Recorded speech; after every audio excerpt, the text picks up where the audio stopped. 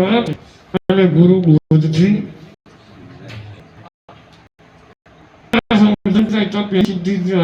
આપણને લાગ્યું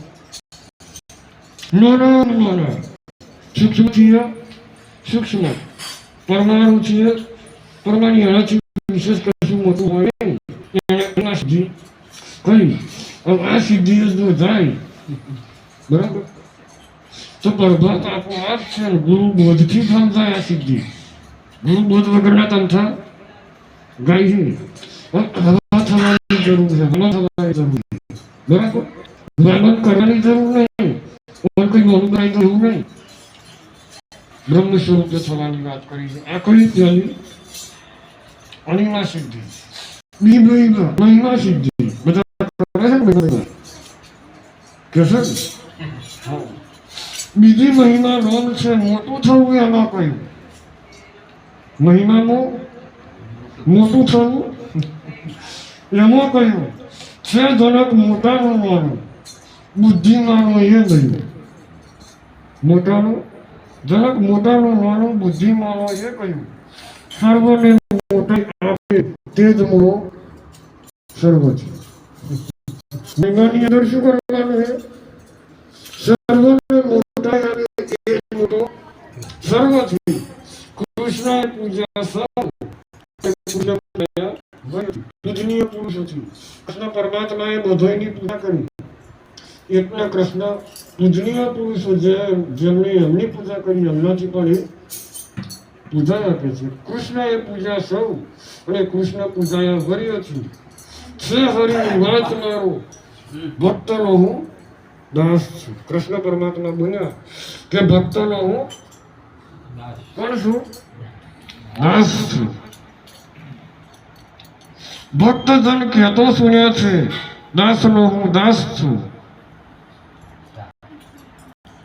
વિચારો ભક્તજન મોટાઈ કે મેળવે દાસો દાસ ભક્તિ મેળવે પછી નથી મહિનાથી. એટલે બીજું કહે કે મહિમા વિના મહિમા વિના થયું.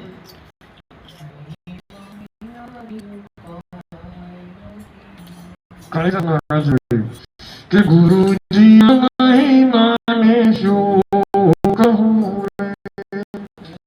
મુખ વરાયો જાય રે સાહેલી.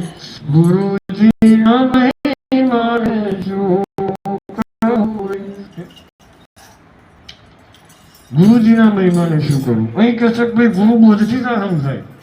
ગુરુ બોધ વગર મેળ આવે બહુ તો વિચારો ભક્તજન મોટાઈ કેવી મેળવે.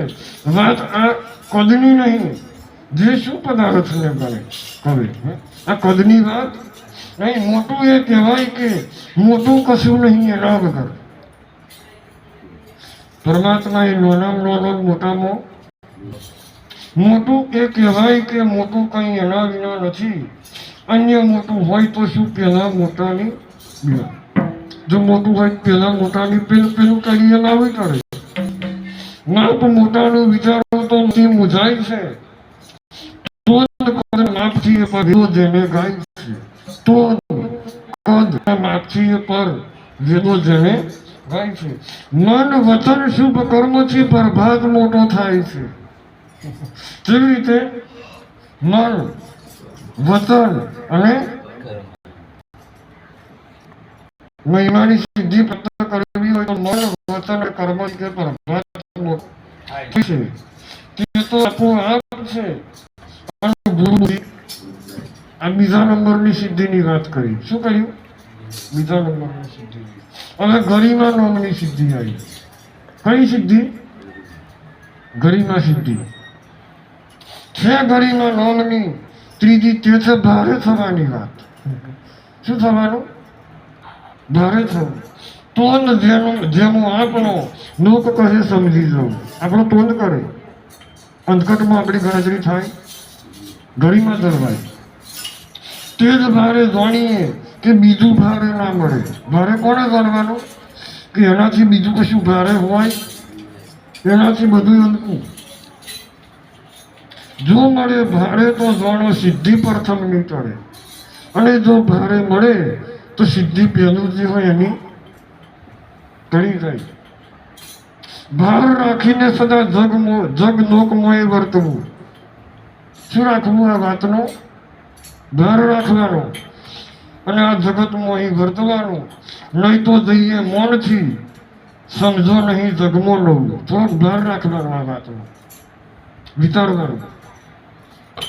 શેષ ફળ પૃથ્વી રહી, પણ શેષ શાના ઉપર બસે? શેષનાગની ફેણ ઉપર ક્યાં ધરતી રહે, બરાબર? તો શેષનાગ કઈ રહે? પેલું કોના કરતા ભારે હોય તાર, બરાબર? એક નિગાહથી છે ભારે, સૌથી ભારે શું હશે? સૌથી ભારે કહેશે શું હશે? એકનું મોને વચન, બીજો તો બને ભારનો. નહીં તો જોણો બે જણ, નહીં ભારનો પણ છારનો. ભારનો જે નિત્ય છે તે ભારનો પણ, અને એક દાડો અંકો થાય એક દાડો ગાડ એવું નહીં. ભારનો પણ જે નિત્ય છે તે ભારનો પણ ભાર છે. જે તે તોને કઈ ના આવે, જેને તોને કઈ ના આવે તે તો જગતનો આધાર છે. જગત ભાર રાખે સર્વનો, પ્રભાત જે જગ રાહી છે. શેષનાગો હોય ભારે હોય રાખે, એ તો જગ રાહી છે. અને એ તો પાછો આપો આપ છે ને, આ સમજણ ગુરુ બોધથી પડે એમને પડતી. અણીમાં મહિના અને ઘડીમાં, અણીમાં મહિના અને ઘડીમાં. અને હવે અહીં નદીમાં કઈ સિદ્ધિ? આ જૈન બનવાનું કારણ છે જૈનમાં જઈ કશું લોણ છે જેનું નદીમાં ચોથી હલકું પામવું. નદીમાં એટલે હલકું, પેલું ભારે. હવે હલકાની વાત, પેલા નાનાની પછી મોટાની, હલકાની ભારેની. અઘરું નહીં, એકડો પાડવો અઘરો નહીં, પણ પહેલા દાડે ગુટ કરવું, અને પહેલા દાડે એકલો અઘરો લાગે મીંડું અઘરું, અને આ ઘૂંટ્યા વગરનું બધું અઘરું. અને ઘૂંટ્યાનું જુઓ કાઠું નહીં, પેલું નાનું અને પછી મોટું, પછી આવે ઊંકું. આ ચાર હલકું પામવું.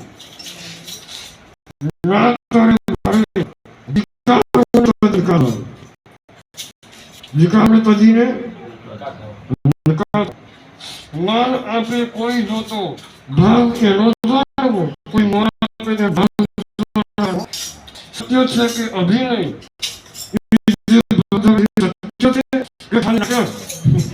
અભિનય એટલે નાટક છે. બુદ્ધિથી પરમાણુ ભાવ છે, પછી ભાવનું નાટક છે. એ બુદ્ધિથી સીધે સીધો કારણ નહીં નાખી જાય એ સારું. પેલું સમજ ના પડે નહીં. એટલે સત્ય છે કે અભિનય બુદ્ધિથી પરમાણવો. સહસ્ત્ર 88 ઋણ સબરીને મળ્યા. લો 16,088 ઋષિઓ તો કરતા હતા ધનનો પંપા સરોવરે. એમને મેલી તપસ્વીઓ અને કોને મળ્યા?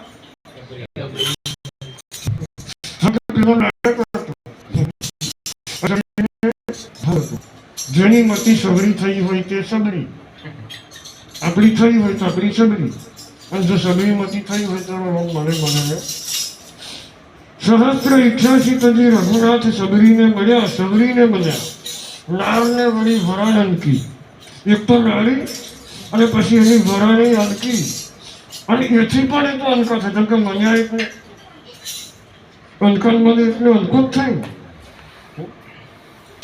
લોક દ્રષ્ટિએ બને હોય પણ એમ નારનો લેશ પણ અભિનય નથી. એ નારીનો જરી કઈ નાટક છે, જેવી છે એવી નથી. છે ચિત્ત નિર્વિકારમાં. સમન્યા નિર્વિકારી થઈ. એમાં એક કઈ વિકાર હતો? વિકાર એટલે ખંડિત ભાવ. વિકાર એટલે કરંટના બે પ્રકાર હોય, એક એસી અને એક ડીસી. આપણા ઘરમાં સાદી એસી ડીસી? એસી કરંટ ને બરાબર. મારા બાપજી કહેતા કે ભાઈ એસી હોય ને એ તૂટક આવે.